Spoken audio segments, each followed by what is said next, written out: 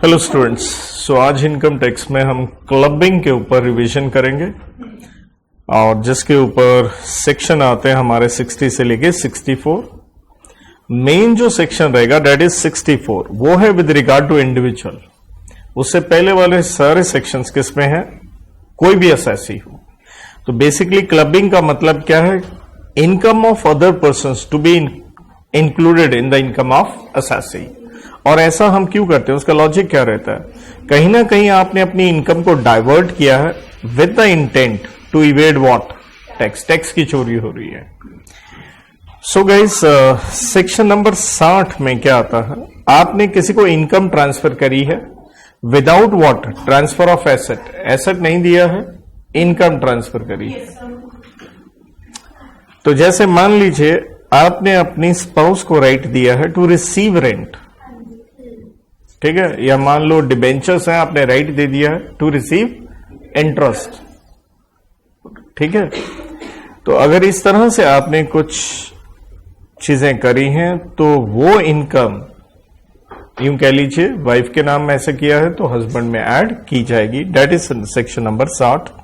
सो और कहता है जो आपने ये इनकम का राइट भी ट्रांसफर किया है, चाहे वो रेवोकेबल है या इररेवोकेबल है, मींस आप उस राइट को कैंसिल करें या ना करें, सिंपल सी बात है। वैसे भी एसेट तो आपका है, इनकम ट्रांसफर कर रहे हो तो क्यों कर रहे हो भैया, टैक्स चोरी के लिए कर रहे होगे, तो इनकम आपकी मानेंगे ना कि रिसिपिएंट की। 61 में आता है कि यहां पे आपने क्या ट्रांसफर कर दिया, एसेट ही, लेकिन ध्यान दीजिए एसेट कौन सा है, जो ट्रांसफर आपने किया वो रेवोकेबल है, मींस किसी को एसेट दे दिया लेकिन आप उसे वापस ले सकते हो। सो अगर आप वापस ही ले सकते हो तो अगले को तो एसेट गया भी नहीं है एक तरह से, तो उससे होने वाली इनकम आपकी ही मानी जाएगी। बट 61 को हम रेड विद करते हैं, ये दोनों सेक्शन 62 एंड 63। तो 63 में क्या आता है कि रेवोकेबल का मीनिंग क्या है, सिंपल सी बात है, रेवोकेबल का मतलब है री ट्रांसफर, वापस ले लेना, या उसे हम कहते हैं राइट टू रीअज्यूम, आप वापस ले रहे हो। लेकिन 62 कहता है एक्सेप्शन, डेट इज कोई क्लबिंग नहीं होगी, मतलब चाहे रेवोकेबल है बट उसके अंदर एक क्लॉज डाल दी गई है, that is not revocable during the life time of what, beneficiary, जिसको दिया है। तो अगर मैंने एसेट आपको दे दिया है और बड़ा क्लियरली लिखा है कि भैया जब तक तुम हो इससे होने वाली इनकम किसकी रहेगी, आपकी रहेगी, ये एसेट जो मैंने दिया है चाहे रेवोकेबल है लेकिन मैं उसको कैंसिल नहीं करूंगा, तो ऐसी स्थिति में तो नेचुरल है कोई क्लबिंग होनी नहीं चाहिए। मेन सेक्शन बेटा 64 है, इंडिविजुअल पे है। यहां थोड़ा सा हमें ध्यान रखना है, ये जितने पॉइंट आपको यहां नीचे तक दिखेंगे दो कैटेगरीज में है। एक है स्पाउस के ऊपर, अगर आप देखोगे यहां स्पाउस स्पाउस स्पाउस दिखेगा, ठीक है, 3 जगह स्पाउस, और 2 जगह आपको क्या दिखेगा, दिल दिल दिल। दिल दिल का मतलब है डॉटर इन लॉ, या सिंपल भाषा में क्या कह लो, सन की मतलब वाइफ, राइट, आपकी बहू। तो सेक्शन 64 है, अगर, क्योंकि इतना प्रेशर शायद आप भी नहीं ले पाएंगे तो मैं कोई तवज्जो इस पे नहीं दे रहा हूं कि आप इसको सब सेक्शन 1 भी याद रखो, क्लॉज नंबर भी याद रखो। So I am gonna be very easy, simple टिकाओ, 3 पॉइंट किसके हैं, स्पाउस के हैं, और सिमिलर 2 पॉइंट किसके हैं, डॉटर इन लॉ या सन्स वाइफ। तो पहले पॉइंट में क्या है, आपने क्योंकि इंडिविजुअल है ये मत भूलिए, आपने क्या किया है, रेमुनरेशन दी है। किस रेमुनरेशन में, सैलरी, कमीशन, बोनस, फीस, कुछ भी कहो, किसको पे करी है, अपनी स्पाउस को पे करी है। और जिस कंसर्न, जिस एंटिटी ने पे करी है उसमें इंडिविजुअल का क्या है, सब्सटेंशियल इंटरेस्ट है। जैसे एक सिंपल लेके चलें, एक कंपनी है जी, मान लो हस्बैंड के पास वहां पे सब्सटेंशियल इंटरेस्ट का मतलब 20% वोटिंग पावर है, obviously equity shares with what, voting power, तो ये सब्सटेंशियल इंटरेस्ट हो गया। तो आप उस कंपनी को मैनिपुलेट कर सकते हो, कैसे मैनिपुलेट कर सकते हो कि भैया अगर जो मुझे आप सैलरी दे रहे हो, लेट्स से मैं उस कंपनी में भी काम कर रहा हूं, तो मैं मैनिपुलेशन कैसे कर सकता हूं टैक्स की सेविंग के लिए, कि जितने पैसे मुझे देने सारे मुझे मत दो, कुछ पैसे किसके नाम के दे दो, मेरी बीवी के नाम के। तो इसलिए वो क्लबिंग किस में होगी, उस स्पाउस में होगी जिसका क्या है, सब्सटेंशियल इंटरेस्ट है। और ये जो 20% की लिमिट है ना, वो जरूरी नहीं 20% मेरे पास ही हो शेयर, ये 20% की लिमिट हमने देखनी है अलोंग विद रिलेटिव और रिलेटिव्स। और ध्यान रखना यहाँ रिलेटिव का मतलब वही है 2 का 41, बिकॉज ध्यान किसके साथ रखना, जब आप गिफ्ट पढ़ के आते हो अदर सोर्सेज में 56 का 2 का क्लॉज नंबर 10, वहां रिलेटिव का मीनिंग बहुत वाइडर था। यहाँ पे सिंपल है, ऑब्वियसली आपके spouse, brother, sister, lineal ascendant and descendant, obviously माँ बाप तो उसके अंदर आ ही गए, तो उनके साथ आपने लिमिट देखनी है। दूसरा है, अगर आप कंपनी नहीं हो, कोई और कंसर्न है, देखिए लिमिट वही है 20%, बस उसमें क्या कह दोगे आप, प्रॉफिट शेयर कह दोगे। लेकिन अब हम कह रहे हैं सर कोई क्लबिंग नहीं होगी if spouse qualified for the job है। अगर स्पाउस को रेम्युनरेशन मिल रही है तो काम कर रही है, तो काम क्यों कर रही है, बिकॉज मैं शी कह रहा हूं, वो इसलिए कह रहा हूं because I am a male उस ढंग से, बट पेपर में ध्यान रखना है कि ऑब्वियसली वो किसी भी तरीके से पूछ सकता है। तो if she is professionally qualified for the job तो फिर क्लबिंग नहीं होगी, वो अपनी मेहनत की खा रही है, आपकी वजह से नहीं खा रही, राइट। कहता है अगर मान लो दोनों husband, H&W, husband and wife, दोनों का ही सब्सटेंशियल इंटरेस्ट है, मान लो मेरे पास भी सब्सटेंशियल इंटरेस्ट है, बीवी के पास भी है, मैंने बीवी को रेम्युनरेशन दे दी 20 लाख, वो कहती बेटा तेरे जैसे 36 देखे, ये ले 25 लाख तेरे को, मैंने 20 दिए, उसने कितने दे दिए, 25 लाख। तो कमबख्त क्लबिंग किस में करें, तो कहता है क्लबिंग उस स्पाउस में करनी whose other income is what, higher. अब अदर इनकम का मतलब क्या हो गया, ये जो रेम्युनरेशन है इसके अलावा जो इनकम है, जिसकी ज्यादा है उसमें क्लबिंग होगी। और व्हाट अबाउट आने वाले साल, in succeeding year shall not be included unless AO stands for assessing officer is satisfied after giving ROH पूरा लिख सकते हैं जिसको गड़बड़ हो, reasonable opportunity of being heard to that what spouse. तो अगले आने वाले सालों में सीधा सीधा एड ऑन नहीं होगा जब तक एक ROH ना दिया जाए। Is that okay? तो ये पॉइंट थोड़ा सा टेक्निकल था, तो कुछ ऐसी बात नहीं है यार, आप किसी एंटिटी में काम कर रहे हो, कंपनी है या नॉन कंपनी है, 20% की लिमिट है, तो आपने कुछ पैसा किधर डाइवर्ट कर दिया, अपने स्पाउस के नाम पे कर दिया, तो क्लबिंग आप में हो जाएगी। दोनों ने किया तो उसमें होगी, जिसकी अदर इनकम क्या है बेटा, हायर है। लेकिन विशेष रूप से ध्यान दीजिएगा, ये 20% की लिमिट, ये शेयर वगैरह होना जरूरी नहीं, आपके पास अकेले हो, आपका रिश्तेदार उसमें ले लिया गया है। देन आता है, अब की बार आपने स्पाउस से रिलेटेड क्या किया, उसको एक एसेट क्या किया है, ट्रांसफर किया है। और कैसे ट्रांसफर किया है, ये वर्ड है विदाउट एडिक्वेट कंसिडरेशन। एक है बेबी के नाम एसेट कर दिया, अगर आपने पूरे पैसे लिए फिर तो बात खत्म होगी। एक है बीवी आपकी है, तो क्यों ट्रांसफर कर रहे थे आप, तो इंटेंशन फिर से देखिए ना, इंटेंशन वही है टैक्स की चोरी, राइट। इस और दूसरी बात है, जब हम स्पाउस कह रहे हैं तो एक चीज उसमें ध्यान रखें, कहते हैं यहां क्या एसेट ट्रांसफर किया, उस एसेट से क्या आ रही है, इनकम। जैसे डिबेंचर ट्रांसफर किए क्या आएगा, इंटरेस्ट। शेयर ट्रांसफर किए क्या आएगा, डिविडेंड, राइट। तो कहता है जो रिलेशनशिप है ना हस्बैंड वाइफ का, वो दोनों समय देखना है। एक, to exist both at the time of transfer of asset and what, generation of income. जब एसेट दिया था तब भी आपकी बीवी हो, और जब इनकम उससे अक्रू हुई तब भी वो आपकी बीवी हो, क्योंकि इस दौरान शी में एक्सरसाइज अ बेटर ऑप्शन, बोले तो डाइवोर्स। फिर क्लबिंग नहीं होगी, क्लियर है, फिर आपकी स्पाउस नहीं दी, तो इस कंडीशन को जरूर ध्यान रखें। नाउ एडिक्वेट कंसिडरेशन का थोड़ा मीनिंग दिया गया, कहता क्योंकि यहां हम कह रहे थे विदाउट है, एडिक्वेट मतलब इनएडिक्वेट है, या तो है ही नहीं या इनएडिक्वेट है। तो कहता है adequate consideration not to include natural love and affection. जैसे कॉन्ट्रैक्ट एक्ट में आप फाउंडेशन में पढ़ा करते थे कि भाई प्यार है तो उसी को कंसिडरेशन मान लेंगे। इनकम टैक्स कहता है मैं प्यार व्यार पे बिलीव नहीं करता, क्लियर है। तो अब आपको ध्यान क्या रखना है, एसेट कौन सा दिया है, एसेट क्यों सर, क्योंकि अगर आपको हाउस प्रॉपर्टी हेड याद हो, फाइल खोल के दिखाने की जरूरत तो नहीं, ऐसे चलेगा या नहीं बोल देना। हमने सेक्शन 27 में याद करो डीम्ड ऑनर पढ़ा था, तो हमने सेम पॉइंट पढ़ा था वहां पे, अगर आपने अपनी बीवी को एसेट ट्रांसफर कर दिया है विदाउट एडिक्वेट कंसिडरेशन, तो भैया वो हाउस प्रॉपर्टी इनकम आपकी ही मानी जाएगी। और कौन से हेड में मानी जाएगी, हाउस प्रॉपर्टी हेड में ही मानी जाएगी। याद आ गया। हाँ, वहां पे एक एक्सेप्शन पढ़ा करते थे, अगर एग्रीमेंट टू क्या है, लिव अपार्ट है, अलग अलग हो रहे हो, फिर नहीं है। लेकिन दूसरे पॉइंट में क्या लिखा, हाउस प्रॉपर्टी के अलावा कोई और एसेट दिया, जैसे मैंने कहा डिबेंचर, तो क्या लगा, 64 लगा, क्योंकि अगर 27 लग गया तो हाउस प्रॉपर्टी हेड में इनकम आ गई। ऑब्वियसली यहां किसी और की इनकम आप में क्या होने जा रही है, क्लब होने जा रही है, तो स्वाभाविक है कहां जाएगी, अदर सोर्सेज हेड में, तो 64 लगेगा। लेकिन यहां पे भी सेम पॉइंट है, कोई क्लबिंग नहीं होगी अगर दोनों हस्बैंड वाइफ क्या हो रहे हैं, अलग। सर ये एरो इधर क्यों लिखा है, क्योंकि ये पॉइंट दोनों तरफ क्या है, सेम है, और ये HP हेड में हम गहराई में पढ़ के आए थे। Is that okay kiddies? तो वहां पे हमने ये डीओ पढ़ा था, D for deemed, O for owner, right? तो देन आ गया तीसरे पॉइंट में गेम क्या खेल रहे हैं, हमने ट्रांसफर तो किया एसेट, लेकिन किसी और को किया, लेकिन किसके लिए किया? For the benefit of spouse. तो देखिए ट्रांसफर के किसको किया? कोई पर्सन या एसोसिएशन ऑफ पर्संस को, अगेन विदाउट क्या है? एडिक्वेट कंसिडरेशन, लेकिन उससे होने वाली इनकम का बेनिफिट किसको जा रहा है? तो डैट मीन्स यहां पे चाहे एक आधा वर्ड आपने एड ऑन भी करना हो तो बेटा आप लिख सकते हो कि यहां पे एसेट जो हमने ट्रांसफर किया है किसको किया है? किसी और को किया है, मतलब इनडायरेक्ट गेम खेल रहे हो, राइट? किसी और को। तो स्पाउस के 3 पॉइंट टिकाओ। पहला क्या आ गया? रेम्यूनरेशन वाला, सब्सटेंशियल इंटरेस्ट। दूसरा क्या आ गया? एसेट वाइफ को दिया, ठीक है, एसेट वाइफ को दिया। तीसरे में एसेट किसी और को दिया, और दोनों में ही कॉमन पॉइंट क्या है? कंसिडरेशन नहीं है, मतलब इनएडिक्वेट है या विदाउट कह लो।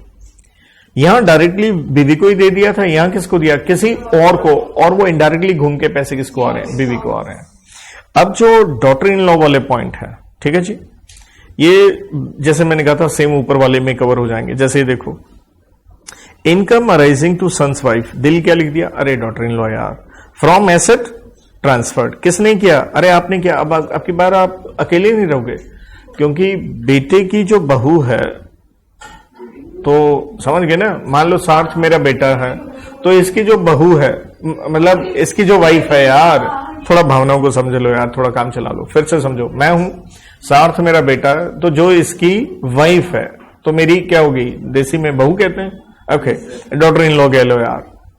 तो वो मेरी भी डॉटर इन लॉ हुई और मेरी वाइफ की भी तो हुई ना, इसलिए हमने क्या कहा? किसने ट्रांसफर किया? फिल एंड मिल ने। FIL means father in law ने या मदर इन लॉ, ये दिमाग तो लगाना पड़ेगा ना, जिसने भी किया है। अगेन क्या है? Without adequate. तो ये पॉइंट तो ऊपर भी स्पाउस वाला सेम ही था, तो ये सारे के सारे सेम है। देन क्या हुआ? Transfer of asset for the benefit of, अरे वही पर्सन और एसोसिएशन ऑफ पर्सन। तो दोनों के दोनों पॉइंट क्या है भाई? ऊपर वाले क्या है? सेम है, राइट? जैसे यहां वाला लग गया, ये 64 का 1 का 4 आ गया इधर, ठीक है, सेम एज 64 का 1 का 4, और यहां पे 8वें में क्या हो गया? सेम एज 64 का 1 का 7 हो गया। तो ज्यादा रट्टे मारने की जरूरत नहीं, सिंपल दिखाओ। स्पाउस वाले 3 हैं, डॉटर इन लॉ के 2 हैं, बस स्पाउस वाला एक अलग से कौन सा आ गया? Remuneration and substantial interest. अब बेटा एक महत्वपूर्ण आप पॉइंट याद करेंगे, कॉमन दोनों के लिए, स्पाउस के लिए भी है, बेटा किसके लिए है? सन की वाइफ के लिए भी है। कहता आपने जब ऐसे ट्रांसफर किया था किसको? ये ऐसे स्पाउस है, कहीं सन मत बना देना यार, चल जाएगा, वरना लिख लेना पूरा। ये क्या आ गया बेटा? वही सन्स वाइफ या डॉटर इन लॉ। कहता उसने क्या किया? ये जो आपकी बीवी है या आपके बेटे की बीवी है, बढ़िया है, इसने पैसे कहां इन्वेस्ट कर दिए? बिजनेस में। और ऑब्वियसली बेटा इन दोनों के लिए हमने वर्ड क्या इस्तेमाल किया? ट्रांसफर ही। देन कहता क्लबिंग कितनी होनी है? प्रोपोर्शनेट होगी। क्यों सर प्रोपोर्शनेट? अरे मान लो तुमने दिए 100 रुपए, कितने दिए? और उसने उस धंधे में लगा दिए 150 रुपए, उस धंधे से जो कमाई हुई वो 150 के हिसाब से हुई, तो क्लबिंग आप में कितने की होनी? 100 के हिसाब से। तो इसलिए हमने प्रोपोर्शनेट फार्मूला क्या लिया? प्रॉफिट फ्रॉम बिजनेस निकाल लो, मान लो 500 रुपए है, 500 multiplied with what? Amount gifted, आपने कितना किया था? 100, divided by what? Opening capital जो धंधे में वो कितनी हुई? 150। लेकिन एक ध्यान रखना एक चीज, वो जो 150 लगाए उस 150 में 100 रुपए आपके होने चाहिए ना? अरे हाँ या ना? तो इसलिए हमने कहा पहली बात ओपनिंग का मतलब capital of business on the first day of previous year. Clubbing if gifted amount किसके अंदर है? ओसी। ओसी का मतलब ओपनिंग कैपिटल। अरे मतलब ये यहां ऊपर 100 है तो नीचे जो 150 है उस 150 में से ऊपर के कितने रुपए होने चाहिए? 100। अरे वो है ही नहीं अगर ओपनिंग में, फिर थोड़े करोगे क्लबिंग? फिर तो क्लबिंग कब करना? अगले साल करना। अरे समझ गए ना? सर अगले साल क्यों बोल रहे हो? क्योंकि वो तो फिर अमाउंट इस साल दिया ना आपने, फिर वो नेक्स्ट ईयर के बेस, ठीक है। नाउ बेटा जी the important part comes here. I will say कि हाँ इसे आप टिप्स पे याद करें, इससे पहले जो काम था उसे मैं कहूंगा वो थोड़ा लल्लू ही काम कह लो, इतना कोई बढ़िया पॉइंट नहीं थे। This is star points, triple star rating. यहां मैं कहूंगा वहां पे सिंपल 64 याद रख लो। 64 का 1 नहीं है वैसे तो हर जगह, राइट? 64 का 1 ही चल रहा। इसको मैं चाहूंगा, आई अप्रिशिएट अगर आप इसको कैसे याद रख लो, 64 का 1 का ए। जैसे आप एग्रीकल्चर की इनकम या एग्रीकल्चर की आप डेफिनेशन पढ़ते हो, कहां 2 का 1 का ए, उस ढंग से निकालो। सो क्लबिंग हो रही किस चीज की? आपके माइनर बच्चे की इनकम। तो माइनर तो कमाता नहीं है, तो आपका ही पैसा होगा, क्लबिंग आप में होनी चाहिए। अब यहां पे प्रॉब्लम क्या होगी? बच्चा तो आपका अकेले का नहीं है, किसका है? पेरेंट्स का है। तो किस में क्लबिंग हो? Whose other income is higher. मतलब जो बच्चे की कमाई है उसको नहीं देखना, किसको देखना? बाकी जो कमाई है। तो मां की ज्यादा है तो मां में, बाप की है तो बाप में। Once income clubbed it will continue to be club with that parent only. ये वैसे ही था जैसे ये स्पाउस वाला यहां पॉइंट देखना, यहां हमने कहा था ना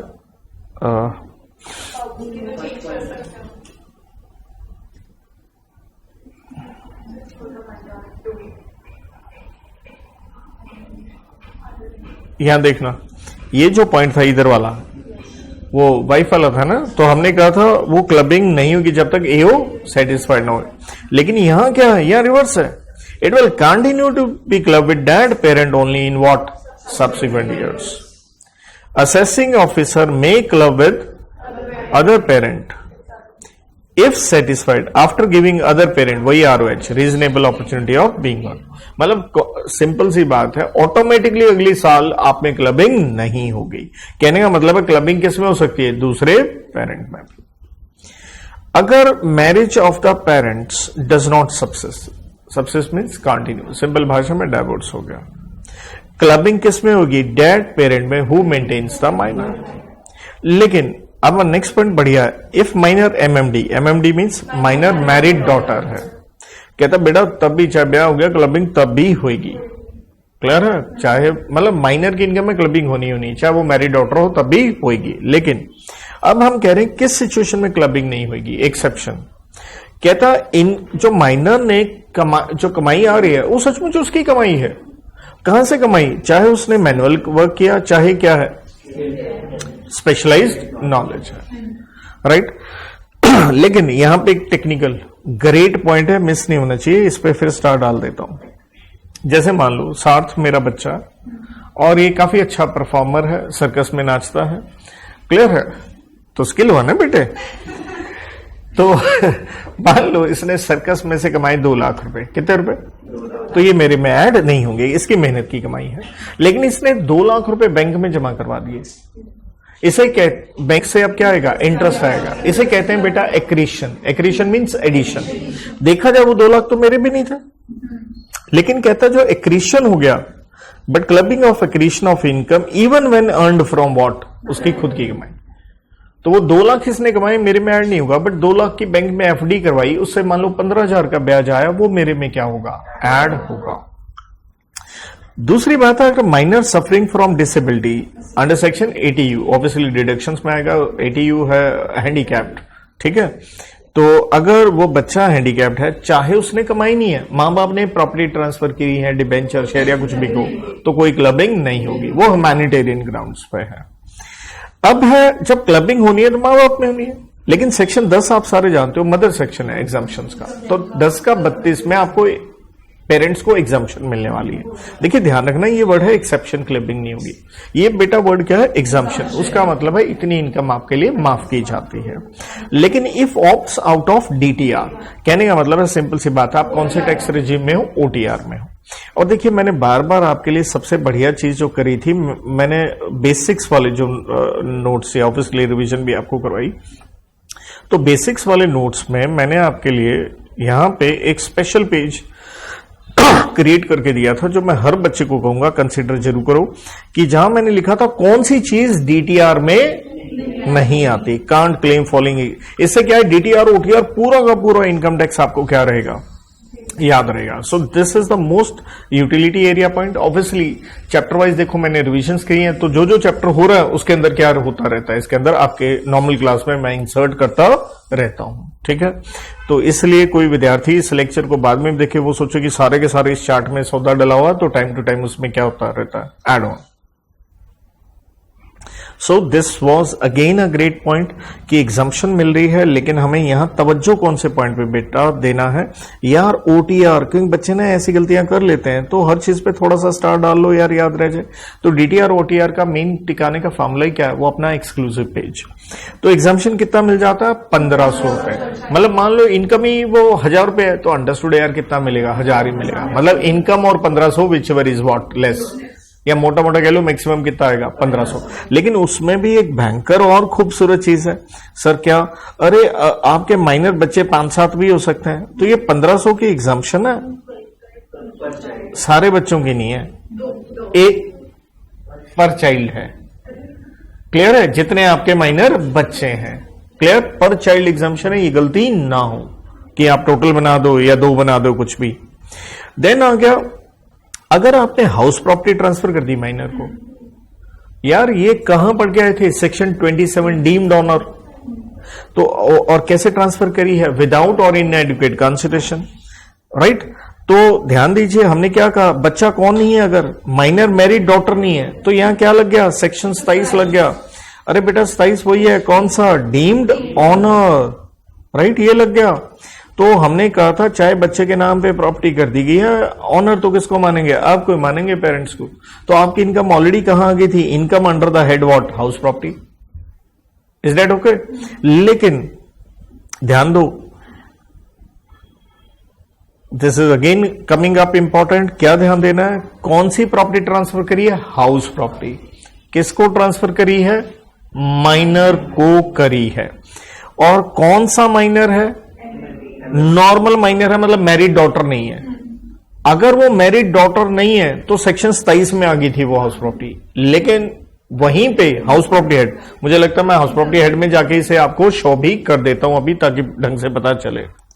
बेटे ये हाउस प्रॉपर्टी वाली फाइल मैंने खोली, एक ही पन्ने पे सारा करवाया था। यहां देखना, हमने कहा था सेक्शन 22 में चार्जेबल सेक्शन में कंडीशन क्या थी, ऑनर, बट यहीं पे वो डीम्ड ऑनर था। और देखो ये स्पाउस वाला पॉइंट भी आ गया, और ये माइनर वाला देखो, माइनर को दिया है विदाउट और इनएडुकेट कंसिडरेशन, हमने कहा था ऑनर आपको मानेंगे, लेकिन यहीं पे मैंने एक्सेप्शन पढ़ाया था, अगर एमएमडी है, stands for minor married daughter है, तो हमने कहा था क्लबिंग प्रोविजंस क्या होंगी, अप्लाई होंगी।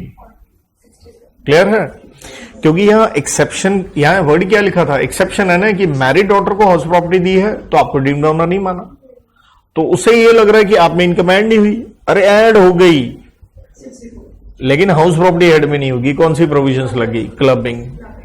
क्लियर है, वहां चले गए हम। क्लियर, तो ये सारा का सारा हमने ये चीज की थी यहां पे।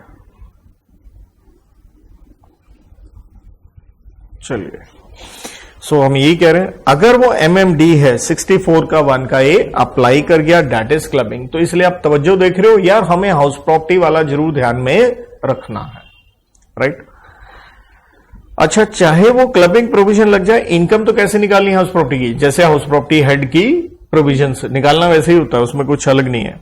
64 का 2 सिंपल है, यहां क्या है, आप एचएफ हो, क्या हो जी, मतलब आप एक एचएफ के एक मेंबर हो, आपने कन्वर्ट कर दी अपनी कौन सी प्रॉपर्टी, जैसे एचएफ के आप मेंबर हो, सीए हो, जॉब कर रहे हो, अच्छा पैसा कमा रहे हो, एक प्रॉपर्टी खरीद ली, देखा जाए तो आपकी इंडिविजुअल होगी, लेकिन आप एचएफ का हिस्सा हो और बड़े अच्छे बच्चे हो, अच्छे संस्कार हैं, आपने कहा नहीं ये हम सबकी प्रॉपर्टी है, तो यहां लगा 64 का 2। तो लॉ कहता है देखने को तो प्रॉपर्टी एचएफ की है, लेकिन यार प्रॉपर्टी तो बेटा किसकी है, इंडिविजुअल तेरी है, तो हमें तो लग रहा तू भी बेटा टैक्स चोरी के मंशा से ही उनके नाम कर रहा होगा, क्योंकि तू अच्छी सैलरी ले रहा है, हाई इनकम टैक्स ब्रैकेट में आ रहा है। तो इसलिए if transfer of individual property without consideration या इनएडिक्वेट, तो क्लबिंग होगी। लेकिन मान लो कल एचएफ का पार्टीशन हो गया, कल एचएफ का, और वो जो भी प्रॉपर्टी थी अब वो बंटेगी। मान लो परिवार में 5 सदस्य हैं, पहले तो सारी इनकम आप में ऐड हो रही थी, अब 5 में बट गई, तो स्वाभाविक है अब तो क्लबिंग नहीं होगी, अब सिर्फ कितना हिस्सा आएगा, 1/5, 1/5। लेकिन मान लो उन 5 में से आपकी धर्मपत्नी भी है, तो क्लबिंग किसकी होगी, आपका 1/5 हो गया, लेकिन जो आपकी बीवी का 1/5 है वो किस में क्लब होगा, आप में होगा। ये लिखा है, only share on partition of HF, only share of income received by spouse to be club. पहले क्या हो रही थी, सारी क्लबिंग।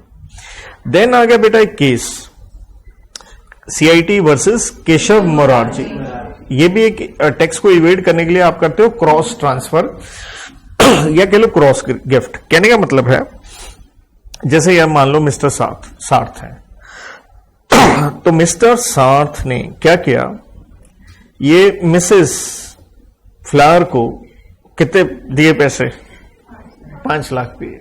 क्लियर है? हो सकता है मिस्टर सार्थ और मिस्टर फ्लावर जो है ब्रदर्स हो सकता है। इन्होंने मिसेस फ्लावर मतलब को कितने दिए, 5 लाख दिए, राइट। अब मिस्टर फ्लावर ने देखो कितने दिए, 6 लाख दिए। किसको दिए, मिसेस सार्थ को। तो मतलब दोनों तरफ मिसेस हैं। Is that okay? लेकिन दोनों का अमाउंट देखो, इधर 6 लाख आ रहा है, इधर 5 लाख आ रहा है। तो हमने कहा 2 ट्रांजैक्शन है, बोथ क्या है, इंटरकनेक्टेड है, that is part of the same transaction. तो हमने कहा अब इन दोनों ने, जो ये महिलाएं हैं, इन्होंने क्या किया, ये गिफ्ट का अमाउंट इन्होंने डिपॉजिट करवा दिया बैंक में। बैंक से स्वाभाविक क्या आएगा, रेट ऑफ इंटरेस्ट मान लो 10% आ रहा है। तो ये मिसेस सार्थ को 6 लाख पे 10% 60,000 आ गया, एंड यहां इनको कितना आ गया, 50,000 रुपए आ गया। तो मैचिंग अमाउंट कितना बना, इस 5 और 6 लाख में से निकालो, तो matching amount means 5 lakh, that is same account. तो कहता क्लबिंग होगी only to the extent of matching amount, क्योंकि ये सेटिंग आप कर रहे हो इस ढंग से। तो इसलिए ये जो मिस्टर फ्लावर है, क्योंकि मिस्टर फ्लावर इधर पैसे दे रहा है, सार्थ इधर दे रहा है, तो मिस्टर फ्लावर में कितना ऐड होगा, 50,000। इज दैट ओके और नॉट? मिस्टर फ्लावर में कितना ऐड होगा, राइट, 50,000। ऐसे ही 50,000 क्लबिंग होगी किसमें, मिस्टर सार्थ में। Is that okay kiddies? तो यहां पे वो 60,000 नहीं होगा, 50 जाएगा, ये आपने ध्यान रखना है। और क्लबिंग कहीं उल्टा कर दो, ये वाले तो मिस्टर, मतलब समझ गए ना आप, वो भाई हैं भाभीयों में इस तरह से पैसा ट्रांसफर हो रहा है, दिस एंड दैट, कुछ भी जो सेटिंग की हो आप। देन है पॉइंट्स टू बी नोटेड। देखिए हम इनकम की क्लबिंग की बात करें, बेटा लॉस आ जाए तो लॉस का भी बेनिफिट उसी तरह से रहेगा, क्लब वो भी होगा। अब मान लीजिए कोई एसेट आपने दिया, मान लो कैश दिया, एंड जिसको दिया उसने कन्वर्ट कर लिया इन एनी अदर एसेट, से डिबेंचर ले लिए, तो डिबेंचर पे क्या आएगा, ब्याज। तो क्वेश्चन है क्या अब डिबेंचर से आने वाला ब्याज भी क्लब होगा या नहीं? यस। तो कहता है income derived from converted asset to be what, club. If yes, अब नेक्स्ट है, आपने जो एसेट दिया, फिर मान लेते हैं डिबेंचर दिया, उसने बेच दिया ट्रांसफरी ने, तो डिबेंचर्स वगैरह समझ गए ना, कैपिटल एसेट है तो कहां चला गया, कैपिटल गेन हेड में। तो कहता है देन सीजी, कैपिटल गेन है, कहीं सेंट्रल गवर्नमेंट बना दो, becomes income and has to be clubbed. अब हम कह रहे हैं no clubbing of accretion, that is income on income. जैसे डिबेंचर दिया, इस पे इंटरेस्ट आया 2 लाख, 2 लाख की क्लबिंग होगी, बट वो 2 लाख अगर बैंक में एफडी रख दी, उससे 15,000 आया, वो क्लबिंग नहीं होगी। लेकिन याद करो माइनर वाले केस में, मैंने यहां पढ़ाया था, माइनर वाले में चाहे उसकी पर्सनल इनकम है, क्लबिंग होगी। इसलिए यही मैंने डिबेंचर और वो बैंक में डाल दिया, उसका लिखा so clubbing only interest on debenture की होगी, बैंक का जो इंटरेस्ट आया उसका नहीं होगा। लेकिन अगर ये माइनर होता तो एक्रीशन की भी क्या होनी है, क्लबिंग होनी है। तो प्लीज इसलिए देखो मैंने बार बार रिपीट किया, इवन इफ माइनर ने वो इनकम कहां से कमाई, चाहे खुद की थी। Clear? Then competition of income, obviously जिस हेड की इनकम है उसी हिसाब से आपने वही रूल्स लगाने हैं। जैसे सैलरी है तो सैलरी के हिसाब से, कैपिटल गेन है तो कैपिटल गेन के हिसाब से, जो कंपटीशन का फार्मूला, जो डिडक्शन या एग्जाम्पशन रहती है। तो इसके साथ बेटा ये हमारा एक concept clubbing comes to an end. जहां मैंने कहा सेक्शन आप मेन लेके चलिए, वैसे 60 से 64 है, लेकिन यार असली करने वाला कौन था, 64 था। और 64 ना भूलो किस पे था, इंडिविजुअल, स्पाउस के 3 पॉइंट आ गए, डॉटर इन लॉ के 2 आ गए, एंड देन क्या आ गया, बच्चे का आ गया, और 64 के 2 में क्या आ गया, एचएफ वाला आ गया।